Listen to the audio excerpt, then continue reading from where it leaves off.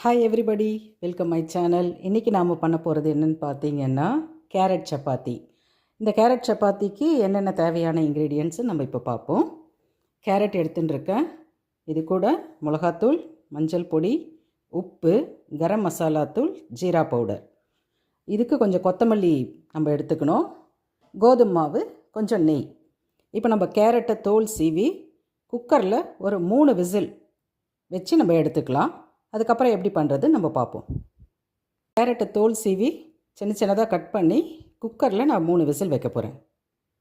இப்போ பார்த்திங்கன்னா கேரட்டை வேக வச்சு நல்லா கிரைண்ட் பண்ணி எடுத்துருக்கேன். இதை நம்ம மாவில் ஆட் பண்ணிக்கலாம். இப்போ கோதுமை மாவில் நம்ம கேரட் பேஸ்ட் ஆட் பண்ணிக்கலாம்.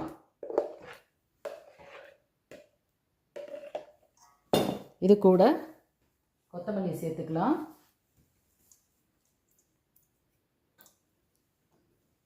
கீ கொஞ்சம் சேர்த்துக்கலாம். மசாலா பொருள் எல்லாம் சேர்த்துக்கலாம். நம்ம மஞ்சள் பொடி, உப்பு,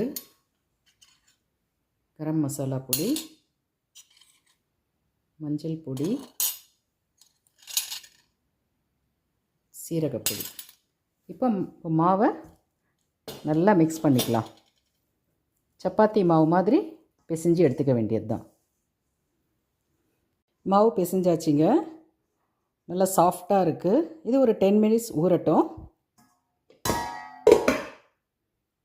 இப்போ மாவு எல்லாமே உருண்டை பண்ணியாச்சு. இப்போ நம்ம சப்பாத்தி தட்டிக்கலாம். இப்போ சப்பாத்தி தட்டியாச்சு. இப்போ எப்படி சுடுறதுன்னு பார்ப்போம். தவா ஹீட் ஆகிடுச்சு. நம்ம சப்பாத்தி போட்டுக்கலாம்.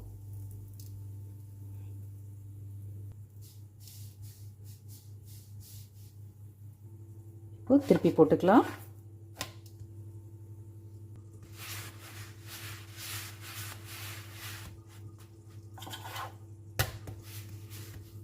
இப்போ லைட்டாக ஆயில் ஸ்ப்ரே பண்ணிக்கலாம்.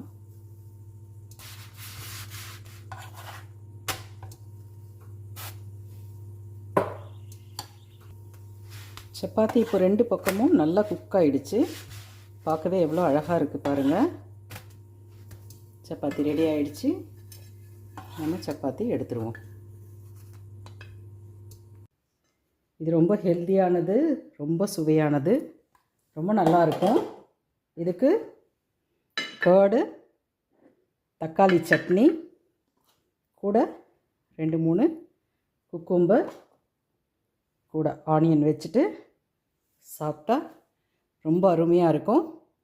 நீங்களும் ட்ரை பண்ணி பாருங்கள், சாப்பிட்டு பாருங்கள். தேங்க்யூ.